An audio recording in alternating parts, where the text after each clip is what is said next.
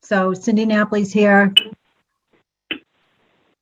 I Sarah, see Sarah. Yep, I'm here. Jen Clancy. Amy Tarla Lewis. Perfect, and Will Pickard. So looks like the only one we're missing is Paul, but that's okay.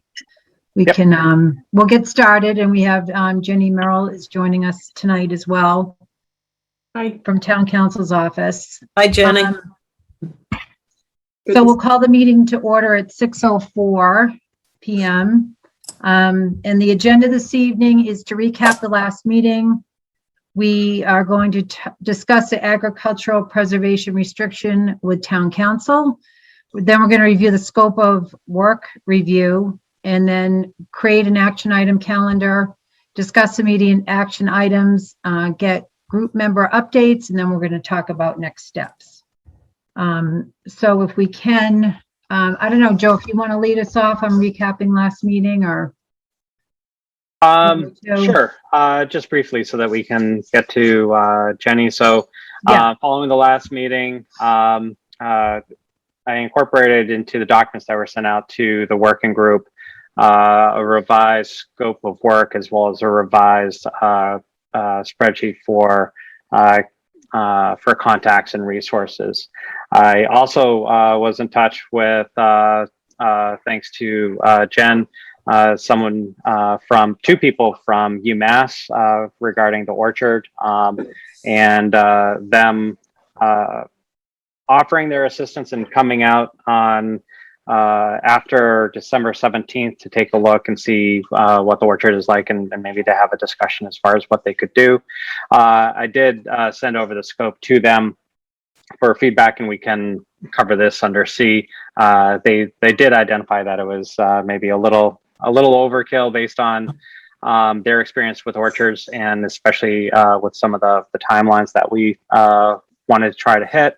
I also did talk to Mike Santoro just to get his feedback as well, being working for Bartlett Orchard. And when we get to agenda item C, I can sort of give a little bit more detail as far as maybe some changes we want to consider so that we can narrow down the scope specifically for measuring the tree health.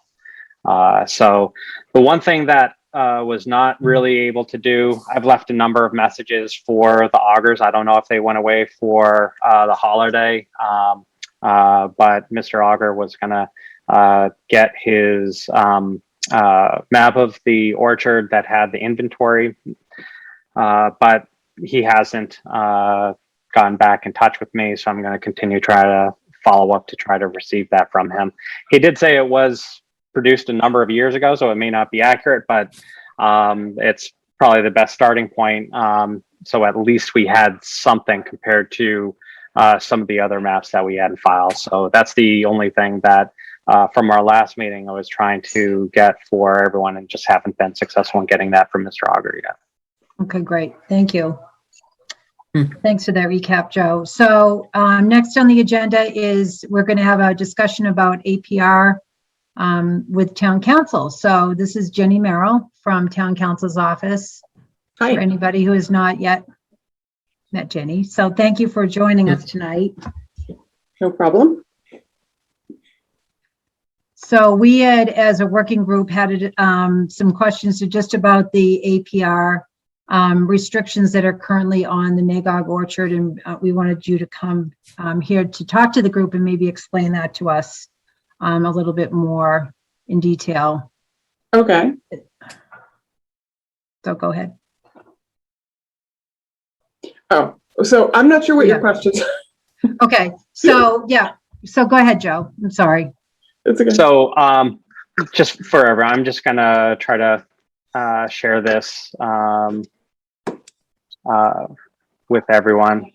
Move everyone around here.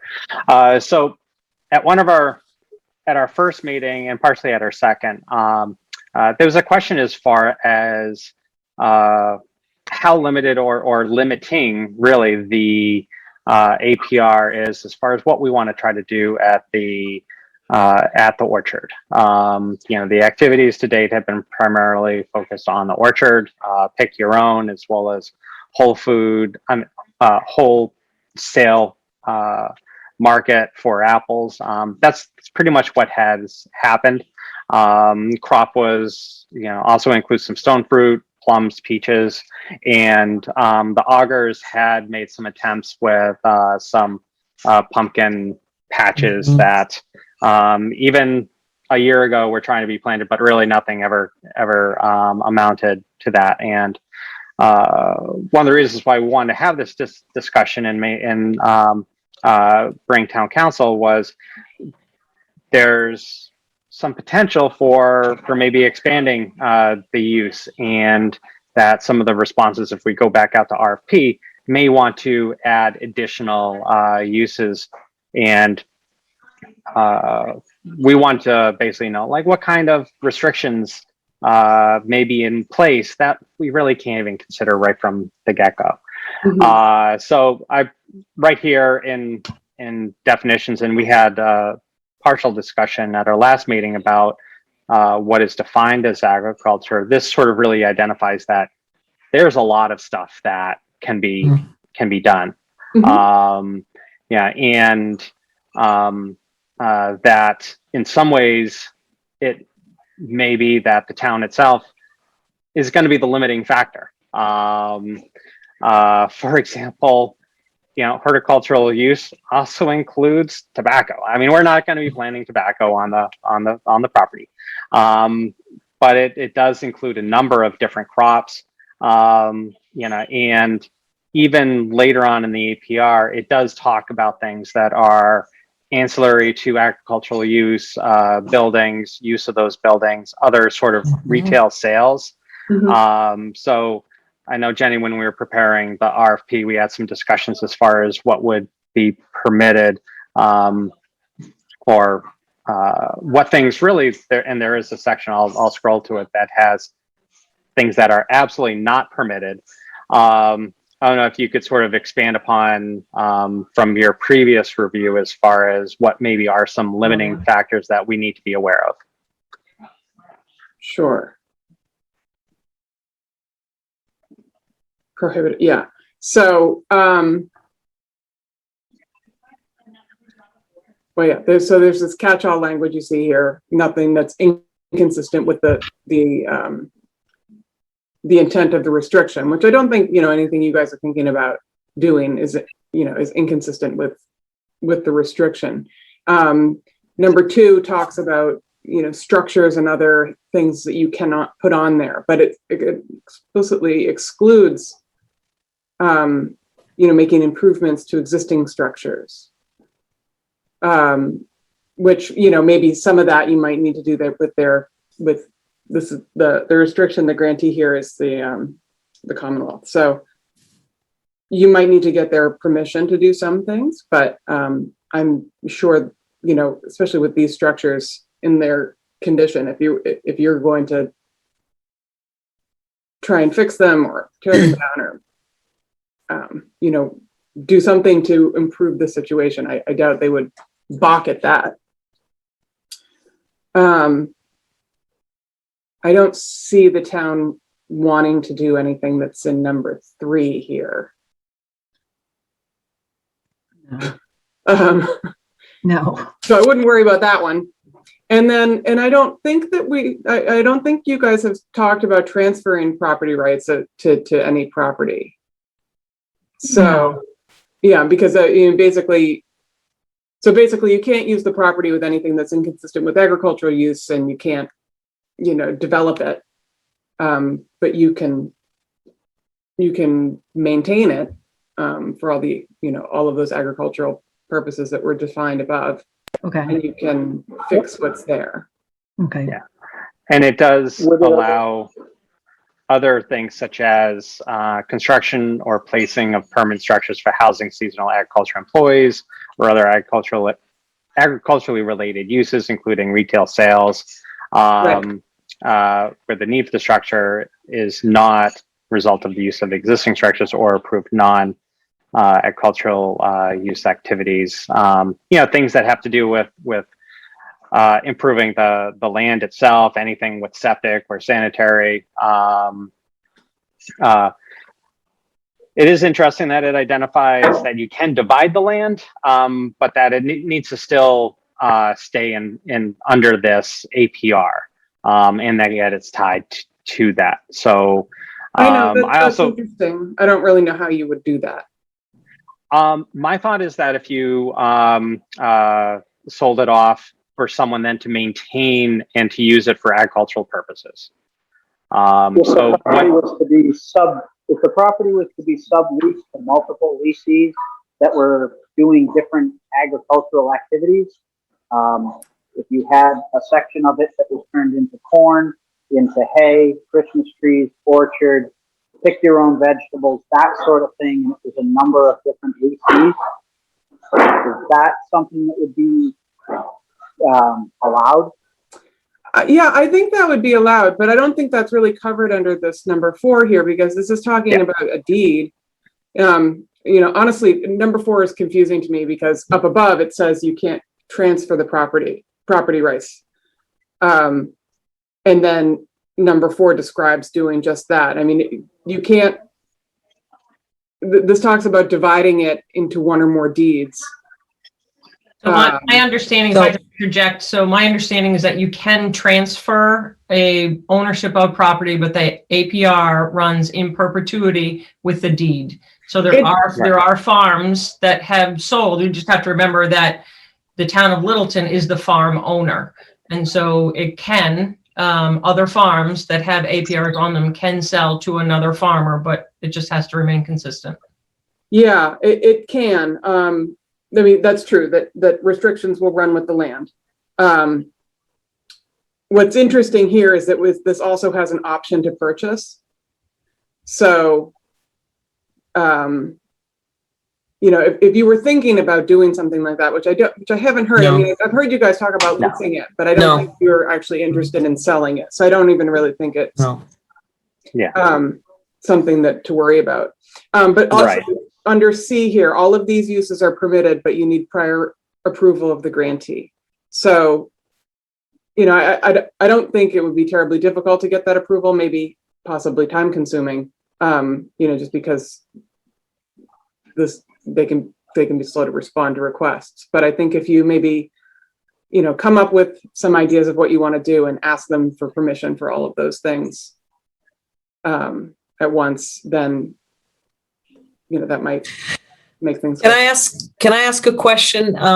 So in reading through this whole document that we have on the screen, my question is, if we go and approach some people, do they have to agree to the entire property? Or what if somebody comes in and says, I want parcel B, but I don't want this parcel? So that's where I'm a little unclear. Like, I know there's been conversations with some people that have cider production, but if that person comes in and says, I don't want to deal with the peach trees or anything like that, when we come to an agreement or when we put it out there, is it an all or none? Do they have to do everything that the town owns, or can it be partitioned off that way? And where my head's going with this is, while preservation of the orchard is the goal, I think the town also needs to generate, some funds via some sort of commerce. So whether it's, we allow 75% of the orchard to be with one lessee, like a Charles Auger, and then the town maintains somewhere, the town has some sort of business. That was a little unclear to me, if it was an all or none when we approach these people, or when Joe has conversations with them. Yeah, Jen, I would hope that that's the function of this committee, is to kind of brainstorm and come up with those different models. I think the challenge with that is there still has to be an oversight person or committee, and then who gets to use the big barn or the outbuildings. Mm-hmm. So we have to make sure that just because I say, okay, I'm going to take 20 acres of land, there still has to be responsibility and care. You run the risk of everyone just saying, I want the land, but then who's going to take care of the structures? Right. So it is kind of an all-inclusive. I don't think we're at that point yet. I think that once you have a full idea of value, you wouldn't just parcel off the premier portion if there is such. Right. Yeah, and wouldn't we, define that in the RFP? Like the RFP said, we're going to have one person and they're responsible for taking care of all of this. Because I think when you start letting people take bits and pieces, I think that's where it creates a lot of complexity and a lot of layers. So I think the RFP would really kind of define our expectations for what we wanted. Right. Okay, So, but yeah, so just 1 second, please. So, yeah, we're not really there yet in crafting what the RFP would be, but I think to your point, Jen, asking Jenny, is it possible to do that legally? Yeah. So under the APR, there's, that's fine. You can decide to lease it to multiple entities if that's what you choose to do. Okay. The APR is going to, it covers the entire parcel. So every tenant will have to comply with the terms of the APR, and you'll have to reference it in the leases. right. Okay. Joe, can you just bring that screen back up for a second? Yeah, I just sure. got a couple questions about the language. So back down to the number 5, C5, the construction or placement of a driveway, road, parking lot, utility pole. So say that someone came in, Jenny, and they wanted to improve the house. Say that we did like a cider milling brewery type function that required additional parking, because there's not really a lot of parking up there. Mm-hmm. So that would be something that would require prior approval based on this language, correct? Yes. Okay. And the other thing I just wanted to scroll back up to, as far as agricultural uses, is there anything in there about livestock or animals or Yes. anything Oh yeah, like there's that? a lot. It's all allowed. Yeah. Okay. You can even raise fur-bearing animals.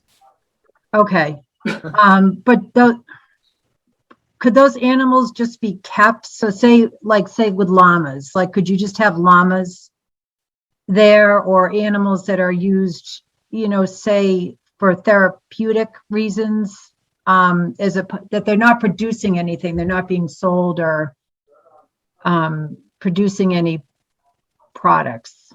Oh, that's interesting. Well, see, it references chapter 61A, section 1. Yeah, Jenny, there is language in there, and I don't remember where, that says you basically have to derive something from whatever's there. So whether you're Yes. selling the meat or selling the berries, there has to Okay. be an agricultural benefit of the sale. So that's in that structure somewhere in the APR that I read. Okay. It is. Because I heard, You can't just say, okay, I'm gonna, like, if you have alpacas, then you need to be able to sell the yarn or do something with that. But I don't think that it can just be they specifically for horses, it's very specific. It's not a boarding stable.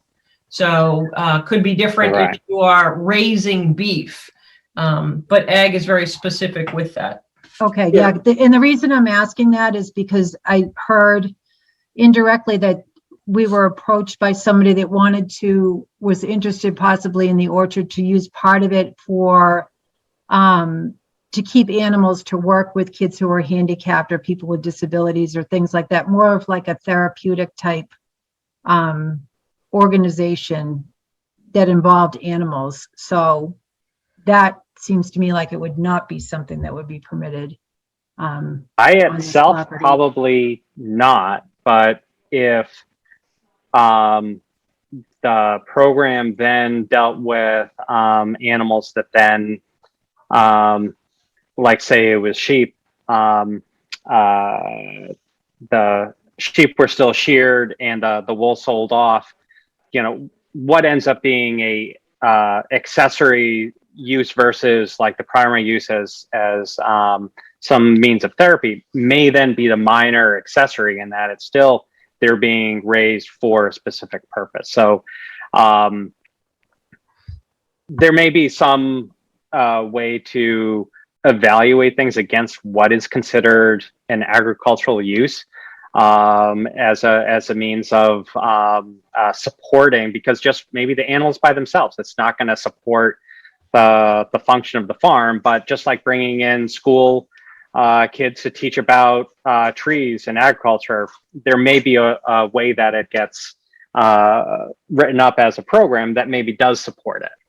But Yeah, and you'll just right there though, where it says, or a product derived from such animal in a regular course of business. So Jen, you've highlighted what everyone needs to read, because that's fairly, take that verbatim.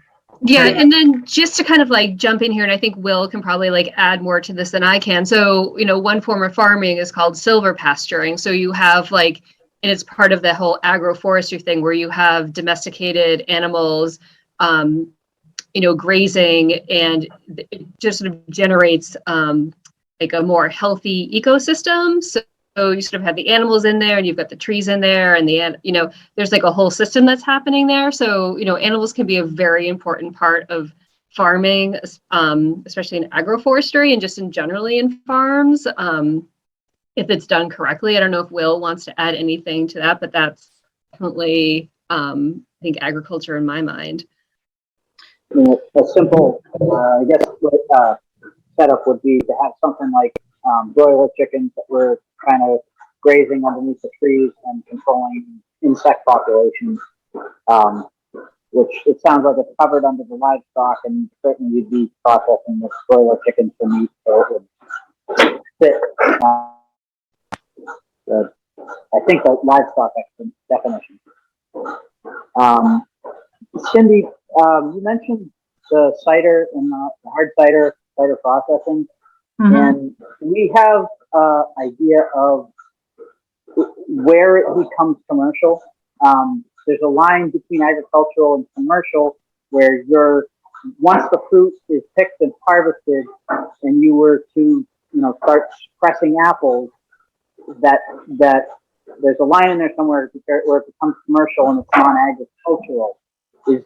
Is there any understanding in the language whether or not either a restaurant or being allowed to serve food or process food, even if it was maybe not apple cider, but making pies or something like that, that supported the orchard, and it was orchard crops, but it was more on a commercial level? Jenny, do you have a response to that? Looking through I'm looking through the different version, my own little version here of the APR.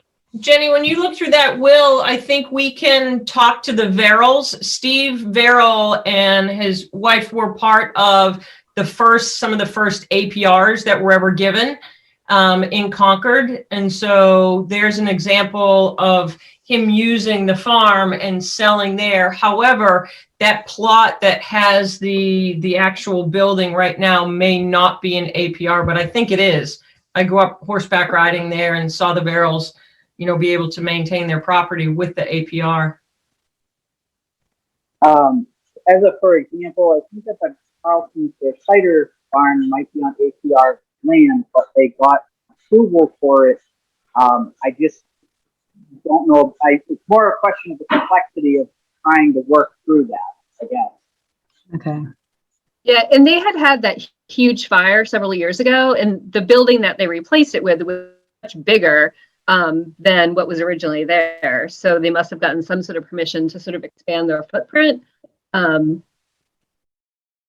they rebuilt the building, they had to bring the building up to current code.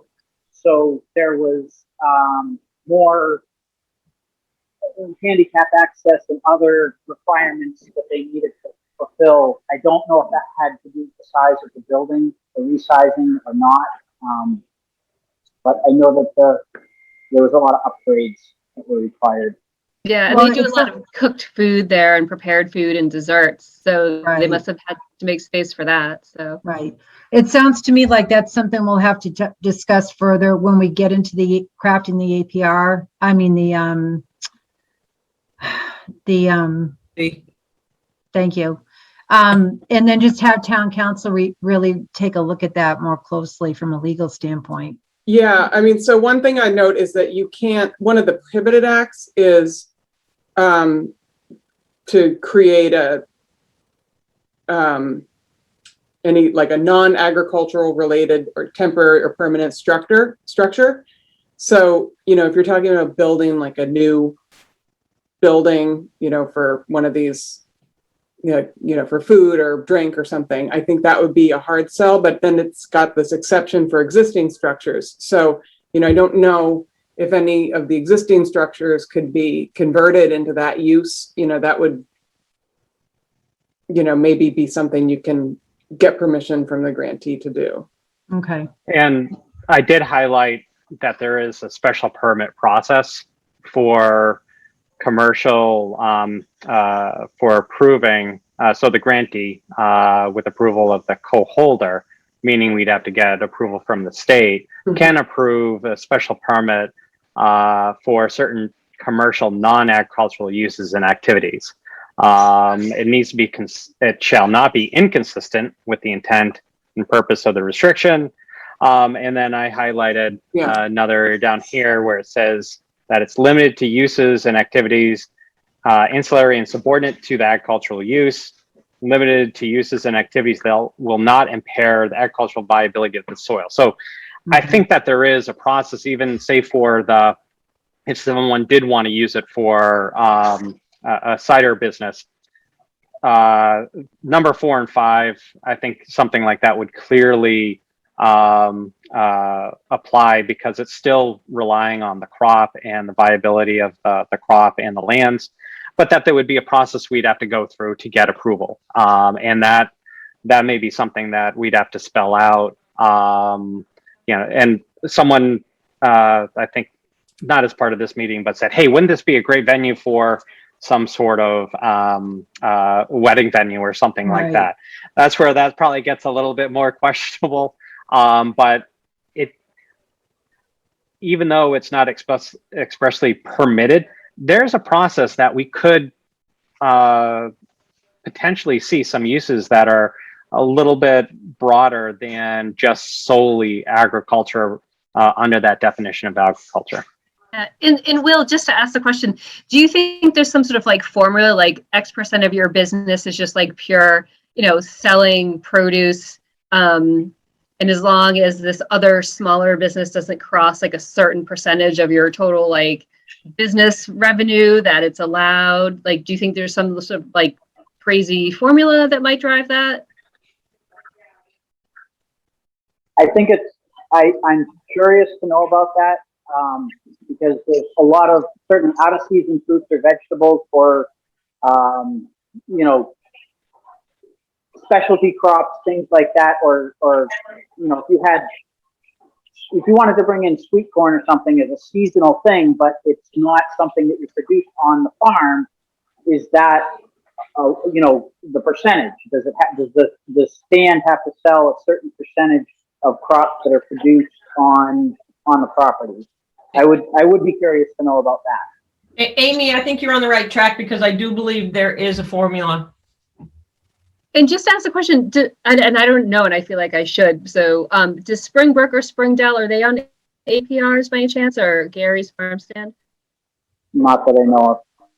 Yeah, I don't think they are, but. Can I ask a quick question while we have Jenny here? And it goes back to page 1 under the statement of purpose. And halfway down, it talks about normally accepted agricultural practices, preserve natural resources, maintain land in active commercial agricultural use. How long do we have to, if all of a sudden we can't find someone, how long can this property go lay and not be an active commercial? Like, at what point, and I always tend to be kind of the realist at some point, if we can't find someone to take over, the town will then be, in order to keep it current and ag, how long do we have? Does it say 2 years under definitions A, abandoned? Yeah. Land that has not been actively utilized for commercial agricultural activities or uses for a period exceeding 2 years, unless the non-utilization is recommended in a current USDA NRCS plan is approved by the grantee. Okay, awesome. Thank you. Yeah. And also, I was just looking on the Commonwealth's website, they actually have, just going back to this, your other question about special permits, they have a whole special permit policy. So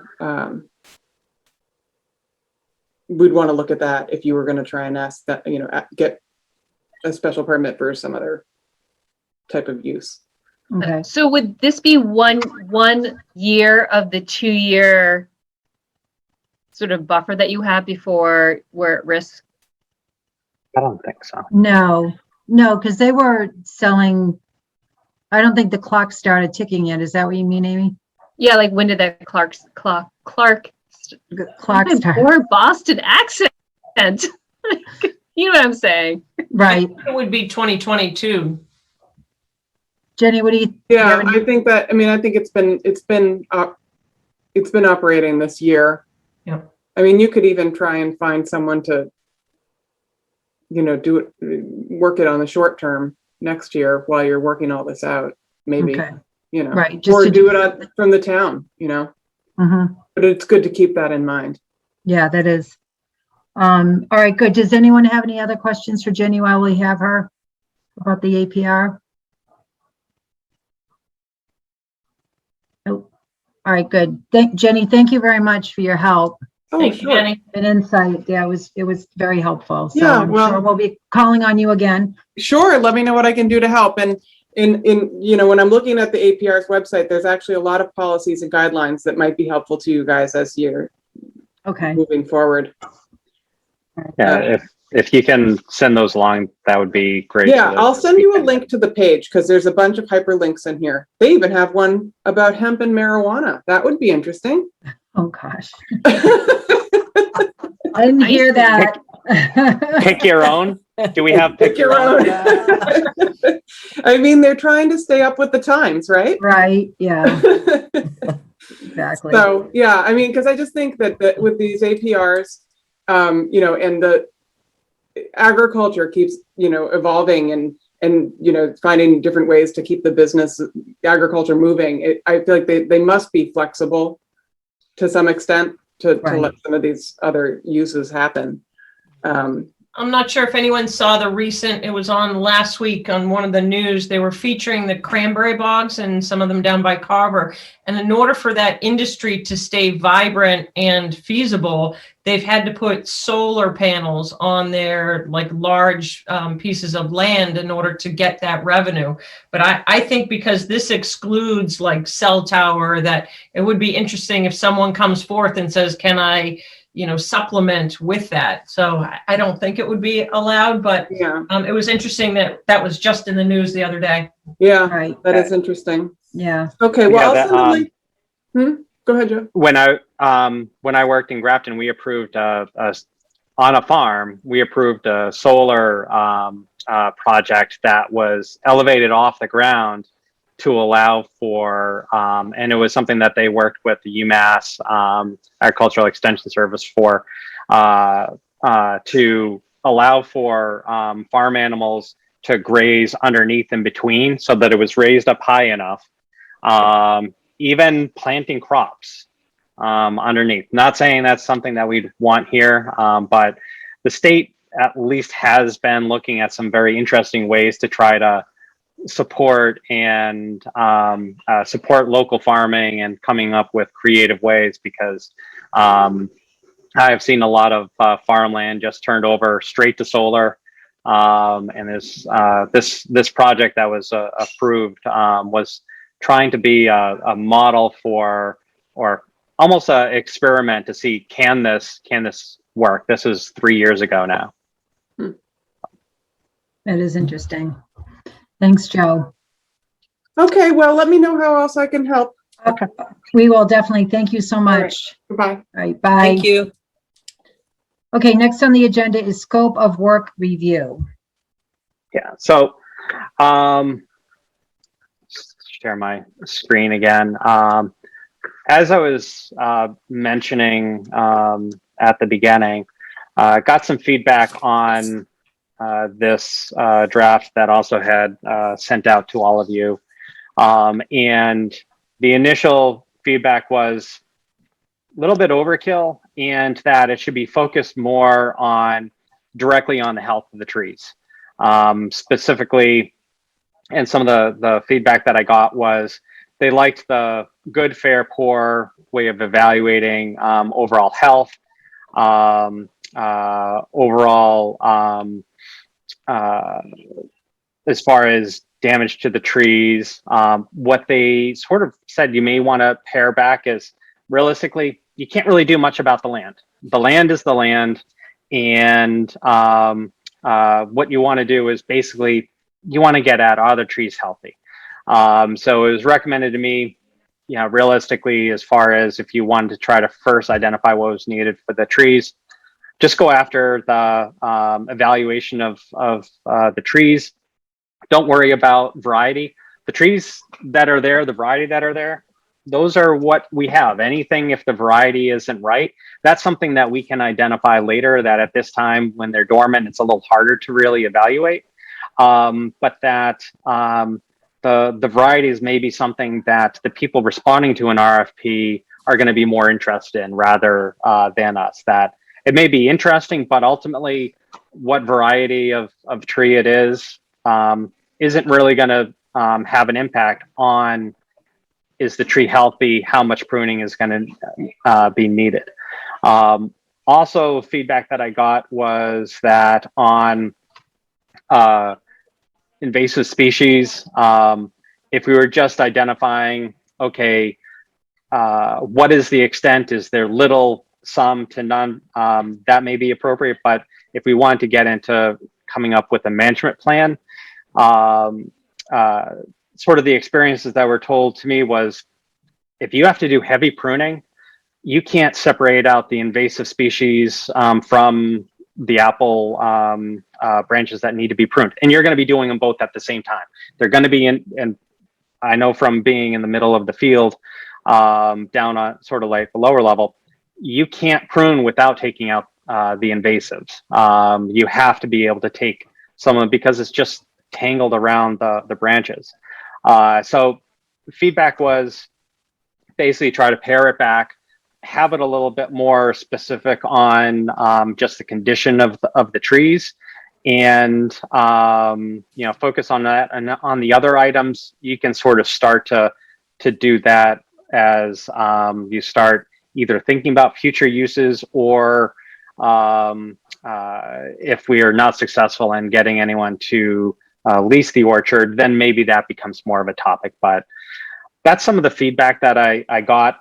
The UMass people that I talked to, they'd love to come out and take a look and see what the orchard is like. And I had asked if they'd be able to share with me just what are some of the services that they did. And they did it in a very broad way, but said that they'd want to be able to be a little bit more specific and wouldn't want to speak in any great detail until they actually saw what the orchard was like. But they can't get out here until another couple of weeks, around the 20th of December. So that's basically some of the initial feedback that I got as related to this. And some additional feedback was, and as we evaluate each orchard block, did we want to also identify, if they can specify percentages or some way to, if you have, because even some of these blocks are rather big, it would be too much to identify specific ones, but there may be a way that we can either flag with tape or identify it as a proportion of the blocks, like overall health. You could have one section that's good, but another section that really is not good, because it, as we know from driving by, some of the trees by the street were clearly pruned more recently, and some farther away, it's been a number of years. So that's basically some of the feedback that got. I have some calls out that I'm waiting for some returned, some people to return my call to sort of get some additional feedback. But I think because two people essentially said the exact same thing, I think that would be at least enough of a reason to pare back the scope so we get specifically more on the condition of the trees. Right. So I agree with that, Joe. Does any other members of the committee have any thoughts on that? I'm paring it back based on that feedback that Joe received. I think we'll get a lot more reaction to it if it is pared back. It looks pretty detailed, and Joe, nice job putting that together. But I think also some people who are willing to come up and take a glance, if they saw this in the current state that it's at, might say, you know what, I just don't want to bother with it. So Yeah. I'm glad we're going to pare it back a little bit. Yeah. And that's where I wanted to at least be more, go a little bit broader, and it's always easier to pare it back than all of a sudden find that we miss things. So sorry, Amy. So didn't mean to cut you off. I think if there's someone with some expertise, two people with expertise is giving this advice, I think we should follow it because, you know, with the exception of Will, we're not farmers, so I would follow this advice. Right. I think it's good. And you did do an awesome job putting that together, Joe, and that's definitely information that we can use later. But I think paring it back in the short term it'd be great. And if we should talk, is this on the agenda for Monday? Do you know? We were going to have an update to the select board on Monday about this. I was kind of doing under TA update. If we wanted to have more of a discussion, I'd probably recommend the following meeting because we have a bunch of license renewals and budget discussion, so it just may be long. I was definitely going to give an update as far as where we were. So it just sort of depends if you want to, if we wanted to spend a little bit more time, maybe able to just add that if we thought that maybe it's a 5 to 10 minute discussion. Well, I guess to ask the group here, do we want to make a recommendation to the select board to proceed with the group that Joe contacted that said that they could come out in 2 weeks to do the evaluation of the orchard based on what he already put together, or do we want to? So at least just they said they come out so they can then provide some feedback. It's sort of like, and I know from doing work at the house, hey, I want to quote on something. Well, let me first see what's going on. And then they provide the feedback. So if there was something, if we meet on the 20th, I may have a little bit more appropriate feedback from them. They just wanted to see the general things and then be able to say, here are some of the things you need to do. And I'm able to inquire with them to see if they're able to do the identifying the health of the tree as well. So at least I can get a little bit more information from them. But they weren't coming out to start to evaluate the trees. They were coming out, let's just see what you have here, and let's see like what we are able to provide, because it may be too big for them, or they may in their timeline, because it is UMass, they may say, okay, great, we'd love to work on it, we'll see you in April. And that may not be the right thing, because we may want a timetable that's faster. Okay, so should we take them up on that offer though, to come out and just see what we have in the short term and then decide based on their feedback? Are they going to give us an on-the-spot evaluation, or how long is it going to take them to turn around something to us? Just like, what does that going to mean? I'll find out a little bit more if they came out, is it just to get a tour? Like, we brought Will and some other people, and they right off the cuff gave us some feedback. Right. Or would that then allow for them to provide something a little bit more formal, knowing what we're looking to do? One of the things in our prior discussions, a lot of people kept talking about, oh, I know all these resources at UMass. At least we're talking to them directly. And I can, for our next meeting, get a little bit more specifics as far as, hey, if you came out, is that just kicking the tire, or would it be something that then you'd be able to identify, like how you would be able to help? Because they know we want to preserve the orchard. They know we want to make it viable. They're interested by this being the town, and that the town wanting to do this. They just don't want to comment too much until they actually see what the orchard looked like. Right, but we have to get going. Is the recommendation that this group would make to the selectmen, because we would be looking for funding, and it's sounding to me like for them to come out take a first look, there would not be any funding required. I know that Right. there's other, so we would want to, this group would make a recommendation to move forward with that and get it scheduled, or Yeah, does exactly. it need the 'Cause approval of does it need the approval of the select board? no, Right. like this group, we could go forward with having them, Joe following through with them to have them come forward. It's not going to cost any money to have them just come out and give their No, input. and this is, yeah. I just want to be cognizant of the deadline that we're looking towards, because there's a certain time frame in the next couple of months that we need to actually Mhm. start attending to the Yeah. orchard, correct? Yeah, yeah. And that's So it sounds where, like sorry, go ahead. sorry, well, no, It sounds like it's a good opportunity that if they could be out in the next couple of weeks to take a look at it, and that's our first, opportunity to have a professional opinion, then that we should go along with that. So, Okay.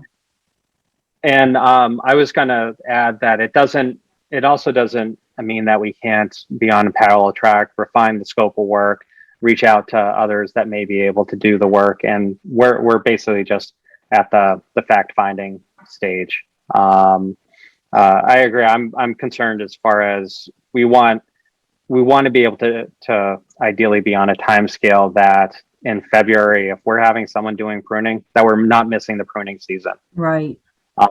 And well, it'd be great to get UMass's expertise. Maybe there's others that can provide that, but knowing that we have UMass and then maybe some others, maybe the others does require funding that then we need to look for support from the select board, but at least we're pulling together that information. Okay. Yeah. Joe, did you get a chance to talk to Jared Byrne from Bolton Orchards? No, not yet.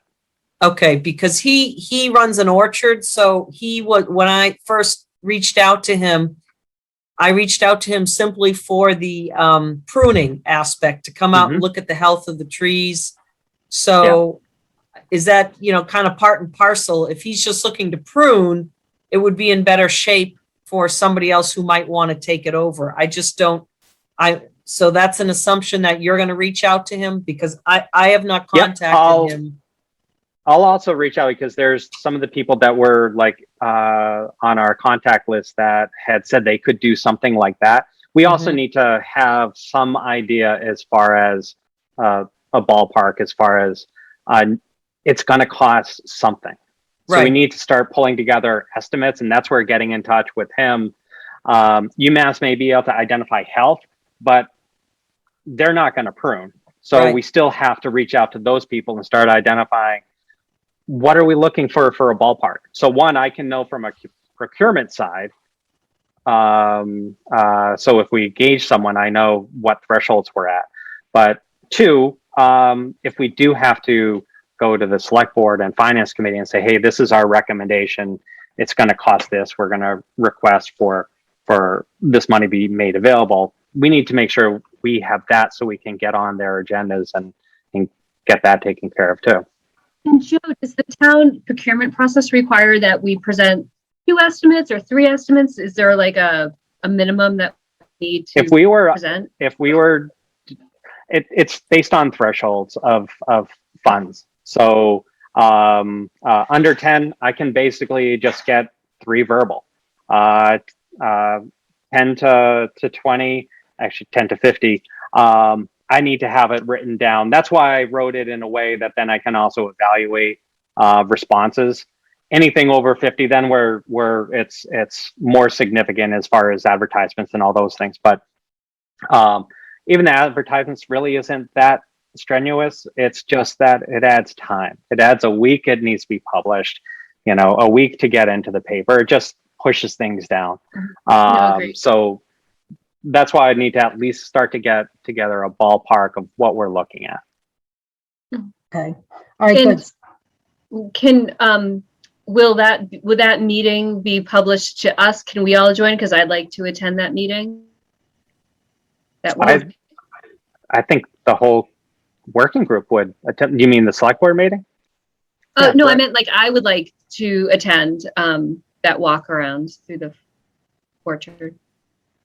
Oh, I mean, that's, I can look and see as far as, I don't know when UMass is going to be available. I don't know if other members would want to join in as well. Personally, I would not. I'd like to be there. I would rather let them go and take it all in. I know from my conservation walks that we get more done when we're able to focus instead of the external questions. While I would love to be there, I recognize their time is short. We're trying to be most effective for them. I would let them really go. Right. That's what I would prefer. Okay. Personally, I think having Joe just meet them and walk the property is sufficient. So I think that's a great plan, Joe. So just to recap, so you'll reach back out to them, have them come out, provide whatever they're willing to provide to help firm up the scope of what we're looking for when we craft the RFP, and we look out for try to find somebody to procure pruning services. Yep. All right, perfect.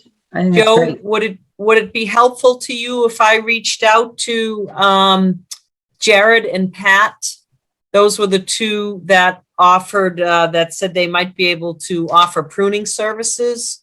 Would that help take a little load off your plate, or do you prefer? If you wanted to let them, I'm trying to think, because Should we wait, Jen, ideally, to see like to what be your able- mass comes back with? Right, but we're still going to need to know thresholds of what things are going Right. to cost. So Okay. I love the idea of Jen talking to anyone and just say, hey, what does a pruner cost? And Okay. so they'll give us are you talking 20 trees, 2,000 trees? Because then we have to talk about what are we going to do with the debris that is, cut off. So that's a whole nother, we have to talk about removal of that. But yeah, I mean, we have to, with all due respect, I think we need to be delegated off on some of these to, Joe, you don't have to do the yeoman's work of all this. So let us, and as long as we can all stay in communication, that we really do need to delegate some of these tasks. Okay, excellent. So no, that sounds good. I have some ideas, Jen, as far as just general questions to ask, and then that way I also have a form that I could send that then just allows for I always like asking the exact same questions. Sure. And then jotting down notes. And one of the things, Sarah, you said, actually it was quite an excellent comment, was also on disposal, because there's going to be a lot of wood that's going to be generated. And I if can it's focus we on just that if you want. I'm we just happy. leave it on the ground. But that's where it's like, if Jen gets in touch with someone saying, we're looking for pruning services, here's rough acreage, and we have some black and white photos that basically could probably give an idea as far as the size that we're looking at. I am happy, Joe, to come back to the committee and get you some numbers of what it costs per hour to get trucks in and out. And that's why we have to get this done during the frozen season, because we won't get trucks and trailers in there in the mud. It's no interesting. kidding. At Carlson Orchards, I was there on Sunday, and they sell a wooden crate of apple wood, which is just a pruned wood, for $75. So I think there's a market somehow for some of that pruned wood. Right. Yeah, and I think there's a lot of people. I think there's a lot of people in town who have fireplaces that will burn it in their fireplace because it'll smell beautiful. And I think there's a lot of farms that would take the wood chippings to lay between their rows for walking, for farms that have like a community aspect to them, where they have people in the fields for pick your own. There's definitely a market for that stuff. I wouldn't just toss it out. Oh, no, we can probably generate some income from that, is what I'm hoping. Right, but let's right. We just have to also think of labor. We're in a labor shortage. So when the pruners are not going to be like, oh, I'm going to cut this one. Like, we might be able to ask, can you, cut nothing more than X amount of inches, but we really have to stay on track of what is our goal is to get the orchard cleaned up. And if we do, Amy, I think it's awesome because, in the first meeting, I said that that's what Charles did. He sold to one of the restaurants that had an oven.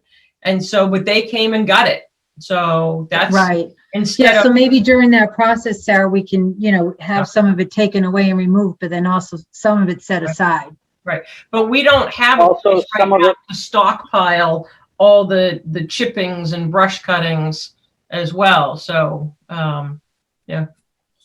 Brush cuttings are one thing, but the sizable firewood could also be used if it's left in, 4 or 6 foot lengths. That's a lot of work to work up, and it's also could be a cash flow source for somebody that was renting the orchard or leasing the orchard. exactly, Will. And I think, for my time that I've spent through there, but the pieces are fairly small. So it's not like we get a lot of that can just season by itself. It doesn't even have to be split because the limbs of those apple trees are so slight, but it burns really well. Okay. All right, good. All right, good. Okay. All right, scope of work review, create action item calendar. Yeah, and Cindy, I owe you this. I started working on something on my home computer, and then, quite honestly, I think I closed out of it and didn't save it. So I'll have to recreate what I thought I had and Okay. was not able to find. It's the problem with working on a Mac at home and then having all Windows stuff at work. I just can't Right. Yeah, sometimes get those two to talk to each other. But I'll put together that to send off so that because I know you want to add some things. Yeah. If you want to send that to me, Joe, I don't mind taking a stab at that and then having that for the group to share at our next meeting. Yeah. That would be great. Thank you. And so next on the agenda is discuss immediate action items. I think we've got a good list going on right now. So Joe is going to follow up with UMass. Yep. Jen is going to follow up with Jared Byrne, and then Jen, you had mentioned Pat. Yeah, his last name begins with a K. I think we've put him on the list. He's, Okay.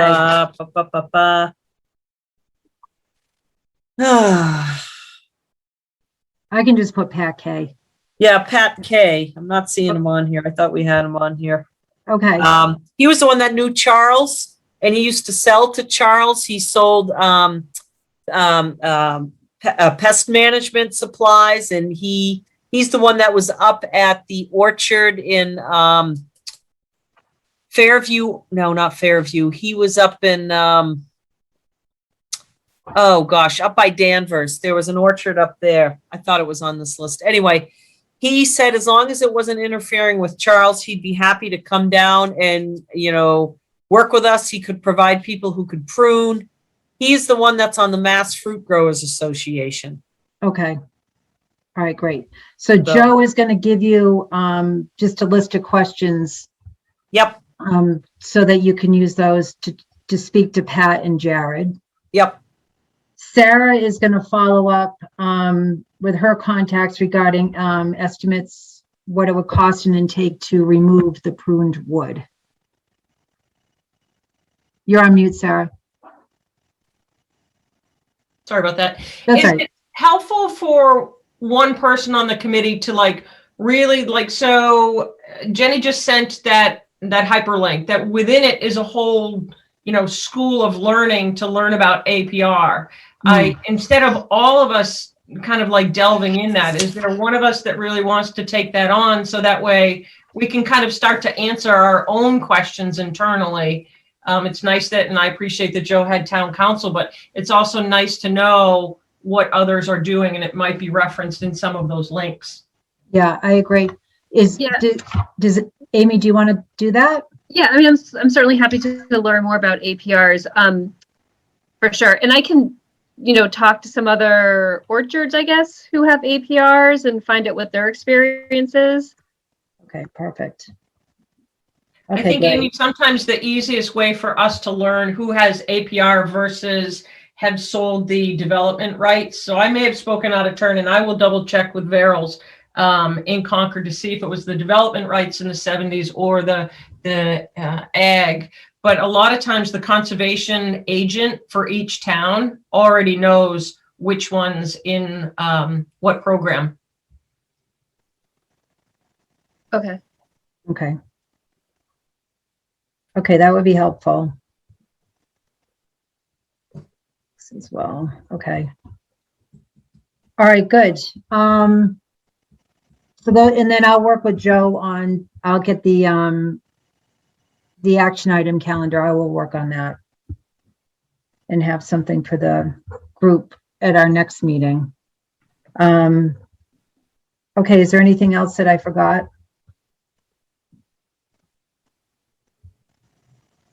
No. All right, good. So group member updates is next on the agenda. Does anyone have anything to share? We'll start with Sarah. I don't think so. Okay. Jen? Nope. I've communicated a few things with Joe and it's on the list, so we're good there. Awesome. Amy? Yeah, I reached out to Sholin Farms to talk to, they have a nonprofit layered on top of the farm. So I'm going to be talking to the president of that board to learn more about their farm. And I believe they have I'd have to find out if they have an APR. So we're hoping to talk later in December or early January. Okay, great. Will? I was just curious if we might want to look into, particularly on the house side of the road, if it was falling into a Zone 2 water resource area, that would possibly restrict agricultural practices with the proximity of it to Lake Nagog and also the wells down at the Cobb property. It would be something that would be helpful if we're developing a pest control or just general management, whether or not it was in a Zone 2. Okay. Also, the irrigation current setup that's been being used, finding out if that would still carry over to a new tenant.